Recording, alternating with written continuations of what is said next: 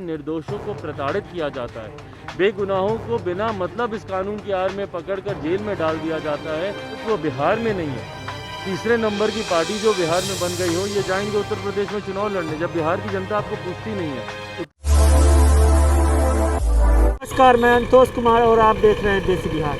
अभी चिराग पासवान दिल्ली से पटना लौटे हैं। पटना लौटते के साथ ही उन्होंने किस तरह से नीतीश कुमार पे कटाक्ष किया, क्या कुछ बोले, पहले सुनिए वीडियो में।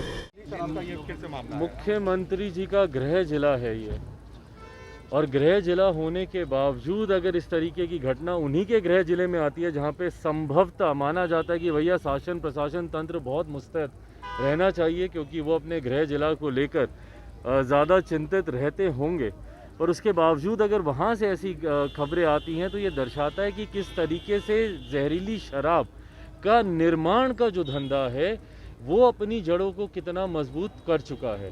ऐसे में मुख्यमंत्री नीतीश कुमार जी, हम लोग बार बार आग्रह करते रहे हैं कि जब तक आप किसी मृतक परिवार से आप मिलिएगा नहीं, जहाँ पे ये घटना घटी है उनके पास आप जाइएगा नहीं, तो आपको कभी समझ में नहीं आएगा कि भैया ये धंधा कैसे चल रहा है। हम लोग जब जाते हैं तो वो लोग बताता है कि भैया किस तरीके से अब हर जिले में नहीं, हर विधानसभा में नहीं, प्रखंड में नहीं, हर पंचायत स्तर पर इस तरीके से जहरीली शराब के निर्माण का कार्य शासन प्रशासन तंत्र की नाक के नीचे होने लगा है।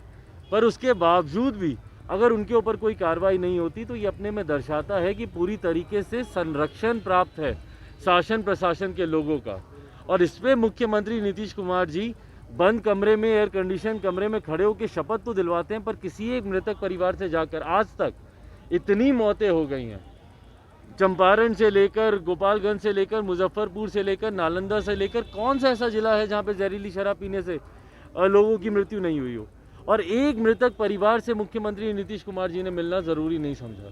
भाई जब तक आप मिलेंगे नहीं, आप समझेंगे कैसे कि धंधा कैसे चल रहा है। मैं आग्रह करूँगा कि अब तो आपके गृह जिले में ये घटना घटी है, कम से कम आप जाइए, मृतक परिवारों से आप मिलिए, समझिए कि ये गोरख धंधा कैसे चल रहा है, और अगर उसके बाद अगर आप कोई कार्रवाई कर सकते हैं तो कीजिए, नहीं तो आपके इस कानून की विफलता का भुगतान निर्दोषों को करना पड़ा अपनी जान गंवा के।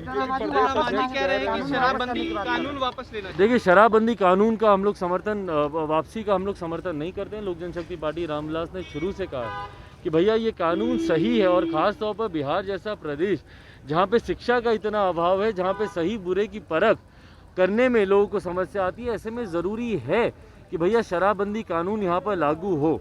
पर शराबबंदी कानून की आड़ में जिस तरीके से निर्दोषों को प्रताड़ित किया जाता है, बेगुनाहों को बिना मतलब इस कानून की आड़ में पकड़कर जेल में डाल दिया जाता है, उनको परेशान किया जाता है, उसका हम लोग भी विरोध करते हैं। जिस तरीके से शराबबंदी कानून की आड़ में जिस तरीके से अवैध शराब के, जहरीली शराब के निर्माण का कार्य होता है, उसका हम लोग विरोध करते हैं। जिस तरीके से आयात होता है अवैध शराब का, उसका हम लोग विरोध करते हैं। और जिस तरीके से तस्करों को इन्होंने खड़ा कर दिया, जिसको बिहार की जनता ने नकार दिया हो, उसको उसके गठबंधन के साथी नकारे स्वीकारे मायने ही नहीं रखता। भाई जिनका अस्तित्व बिहार में नहीं है, तीसरे नंबर की पार्टी जो बिहार में बन गई हो, ये जाएंगे उत्तर प्रदेश में चुनाव लड़ने, जब बिहार की जनता आपको पूछती नहीं है, उत्तर प्रदेश की जनता आपको क्या पूछेगी। और इन्हीं बातों की समीक्षा भारतीय जनता पार्टी ने भी संभवतः की होगी, और इसीलिए इन्होंने इसको कोई सीटें नहीं दी। अब अकेले चुनाव लड़के दिखा लें, क्या करेंगे। तो आपने सुना चिराग पासवान जी ने क्या कुछ कहा। उनका साफ तौर पे कहना है कि जिस तरह से नालंदा मुख्यमंत्री जी का गृह जिला है, जिस तरह से जहरीली शराब से 11 लोगों की मौत हुई है, उन्होंने इस पर बहुत बड़ा क्वेश्चन किया। अगर मुख्यमंत्री जी के गृह जिले में, जहाँ पे शासन प्रशासन बहुत तंदुरुस्त है, वहाँ अगर जहरीली शराब से लोगों की मौत होती है तो कहीं ना कहीं सरकार को सोचना चाहिए। पहले भी जहरीली शराब से लोगों की मौत हुई है, मगर सरकार जस की तस है। सरकार आनन फानन में मीटिंग्स भी करती है, मगर इसके परिणाम ग्राउंड पे नहीं देखने को मिलता है। आज इस जिले में तो कभी दूसरे जिले में लोगों की शराब से मौत लगातार हो रही है। क्या कुछ होगा, इस पर सरकार क्या कुछ आगे करेगी, यह तो देखने वाली बात है। मगर जिस तरह से 11 लोगों की मौत फिर से जहरीली शराब से होती है, कहीं ना कहीं सरकार को शर्मसार करती है इसी घटनाएं। ऐसी ही खबरों के लिए बने रहे हमारे साथ, और आप देखते रहे देसी बिहार।